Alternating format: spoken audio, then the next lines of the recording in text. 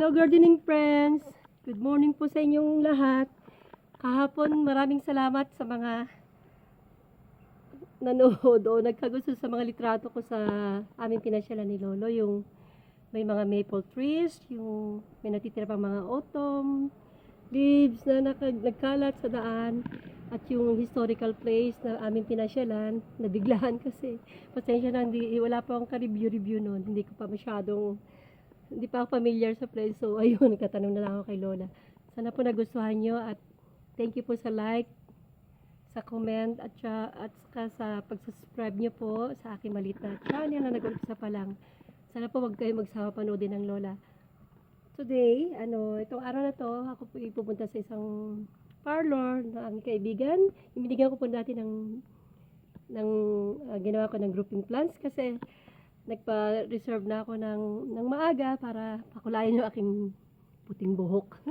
Hindi pa naman siya masyadong halata, kaya lang dito kasi pag mag-December na, December, magpapasko or magbabagong taon, bago nila salubungin ng katulad din sa atin sa Pilipinas siguro, kailangan presentable tayo kahit sa konting pamamaraan, ma-enhance yung ating sarili, maging maayos tayo na sa dumugi ng bagong taon. So, bago mag-busy ang mga tao, nagpa-reserve na ako that time nung i-deliver namin yung ginawa kong grouping plants para kay Kawaisa, yung aking sensei, yung humahak ko na akin buhok, tsaka yung mga kasama niya doon, yung kanyang mga staff. Natuwa sila sa binigay kong halaman. So, i-update natin kasi papunta ako doon. So, sa ngayon, ayan, tingnan muna natin yung aking mga succulents. Andito ako update natin si Hope. Ito ay si Peperonia Hope. Tingnan niyo po, ang lago-lago niya. Baby ko, I love you. Yan. Marami nagsasabi na magang yung kamay ko sa pagtatanim ng succulents. Siguro naniniwala na rin ako. Thumbs up. Thumbs up! Yan po siya. Napakalago niya. Napakadali pong alagaan ito. Nagustuhan ko ang succulents na ito kasi yung Hope na pangalan niya. So, give hope. Parang ganun ba. Kaya ako talagang namila ko ng marami nito. Ayan, awa ng Diyos. Frailing na sila, oh. Ayan, vines. So, pahaba-pahaba na sila. Talagang palago na sila. So, yan po. At yung susunod na gusto kong mga succulents ko ay itong yung mga yan. Marami pong siyang klase. So, ganyan. Si Echeveria, o maraming tawag sa kanya. So, parang mga bulaklak po. Okay, ganyan. Kapakaganda po, diba po? Yan. Nangungusap. Ang pipintog. Mga turn na today. Yan. Malamig po sa totoo lang, ang lamig. Sobrang lamig, kaya lang talaga. Fight lang. So, ayan. Mahilig ako sa sombrero. Ayan. So, ito, ayan na po siya. Nabulaklak na siya. Oh, baby ko. Kita natin na. Ayan po. Ito na yung bulaklak niya, oh. Napakaganda.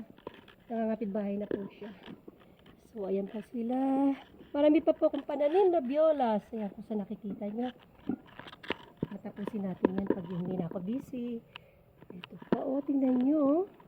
Si Kalanchoe. Ayan. Ang ganda po niya, diba? Tingnan nyo naman, pagwasan nyo, oh. Napakaganda. Ito naman si Orgealis. Tinatawag nilang copper spoon. Yan, ito si Pulvinata. Yan. Mga mabalbonhiri, succulents ang tawag sa kanila. Ito, Cryptopetalum. Ito naman si Cryptopetalum. Yan. Nakakatuwa po, diba? Pinagsasama-sama ko sila minsan. Pag yung kailangan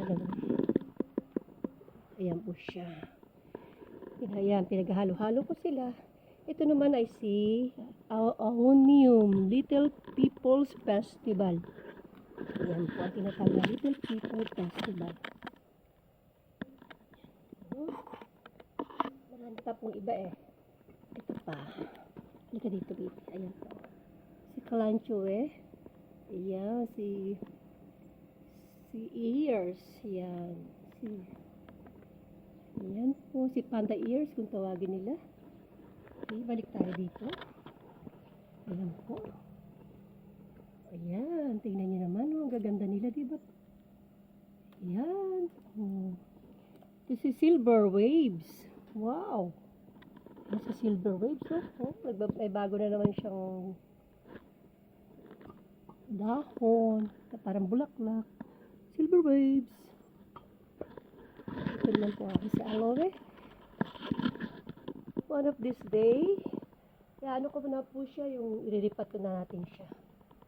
Ayan po siya. Ready for repotting na siya. Re-replant natin siya. And, ito yung aking mga iba pang succulents. Ito si jelly beans. Hinayaan ko lang sila maging ganito. Tingnan nyo, oh. Ang dami niyang bugat, oh. Nakakatuwa, parang buhok. Hinahayaan ko lang silang ganyan. Naman si micro. This is Carpa. Yan. Si Portulacaria po pala. Iba pala yung si Gajumaru. Si Portulacaria, ayan po. Ayun, may nakatago pang kukunin ko po yan. Nakatago pang jade. Ayun, oh. Hello, baby. Ayan.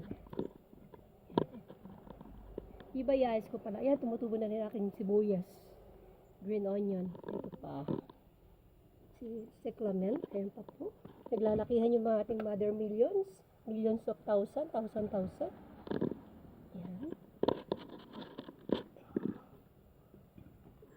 Balik po tayo doon at i-update ko yung aking halaman na ginawa. Yung ating halaman na ginawa. Okay, stop muna tayo dito. Ito ay si Birkins. Ayan, naninilaw na. Bakit? Dami ang anak ko. Ito naman si Wave. Ayan din po. Ang laki-laki niya, di ba po? Si Beharensis. Yes. Succulent. Si Fang. Si Fang po yan na yan. Parang wave na rin siya.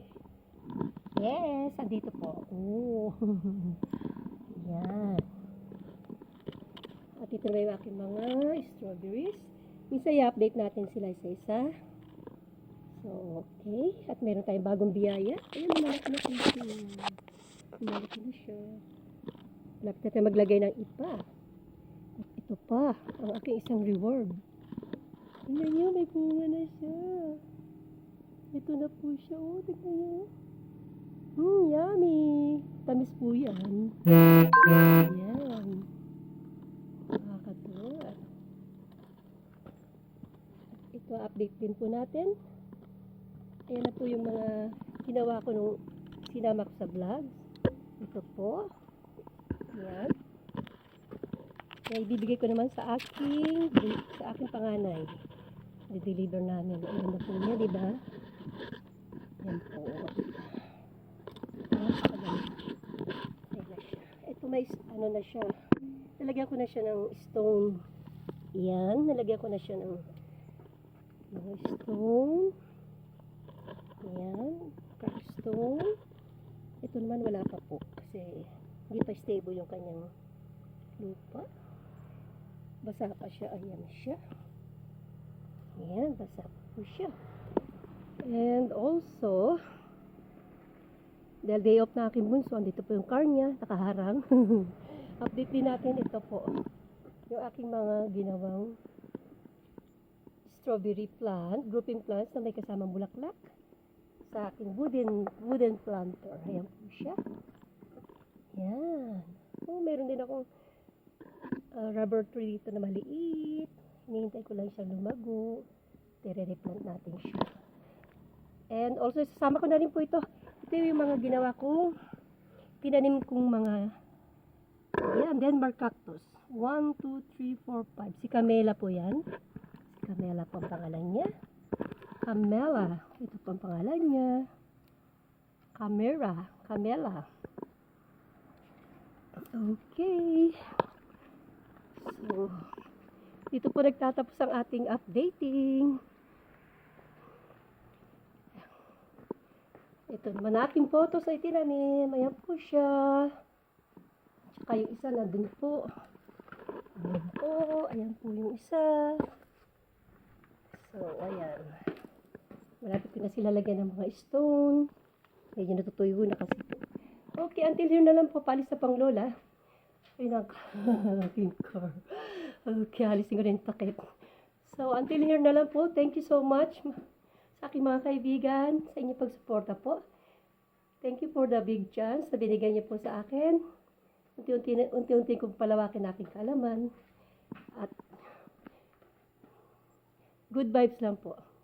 Happy gardening to all and thank you for your like, subscribe, and comments. Huwag po kayong mahiya mag-comment. Kung anong kakulangan ko, ituro niyo po sa akin. Maraming salamat po.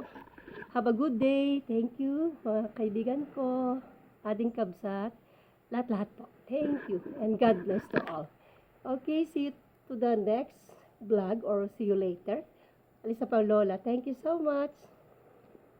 Good morning to all. Thank you.